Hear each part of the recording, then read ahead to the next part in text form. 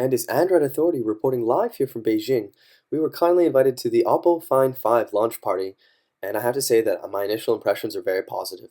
Now, this is a device that a lot of you are excited about, and for good reason. It's packing a 1080p display and a nice thin profile, a matte backing with a 13 megapixel camera and dual LED. It has a nice big loudspeaker at the very bottom. It seems like a lot of thought has gone into the design of this device. Obviously, its claim to fame is its 1080p display, which will make it likely the second smartphone to go on the market with a 441 pixel per inch count.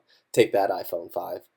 Other than that, the display is sourced from Japan Display Co., meaning that it is of extremely high caliber. A lot of expertise has gone into this. It does also feature hardware accelerated HDR and the ability to capture slow motion video at 120 frames per second. Now, the software isn't completely optimized on this unit, but so far so good. I really can't emphasize enough how sharp this display is. Now, obviously this features extremely powerful processing, courtesy of Qualcomm's S4 Pro. We're looking at, obviously, a 1.5 gigahertz. Now it is an ARM version 7. Other than that, there should be LED buttons here at the very bottom, but this is an engineering build, so we would have a context menu and a home and a back button. So, it claims that it does have one of the thinnest bezels on the market, and I'm inclined to agree with them. Very similar in terms of Motorola's latest devices. Other than that, I've found that its size and profile to be very attractive. Coming from a Galaxy Note 2, where I'm not able to do a lot with one hand, it was a welcome change. The performance is really stunning, and I'm sure once they optimize a little bit more, by the time it goes to market, it will be even better. Now, in terms of the overlay, obviously Oppo is trying to make a lot of strides here, but it is similar to what you see on Android 4.1. A 4.2 is promised. 4.2 update is promised for end of January as well. Just check out the in-app menu here. Not bad. Now, it's very similar in terms of design to the Xperia series.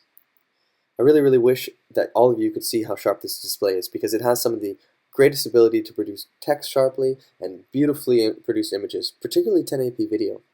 Now, with its 2500 mAh battery, it does have better battery life than the Droid DNA or HTC Butterfly J. Sadly, the battery is not removable, nor does it have expandable memory, but it will be coming in 16 and 32 gigabyte variants. NFC worked brilliantly on it with another Find 5, and I tested on my Note 2. All in all, for its price point, which is going to be released at around $440 US, and the fact that it's going to be available pretty soon here, means that it's going to be on a lot of people's radar.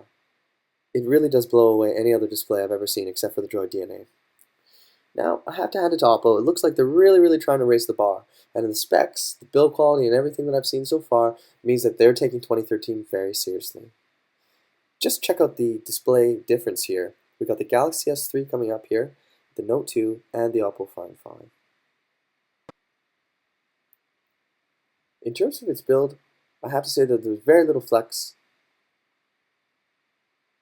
and it just produces colors marvelously.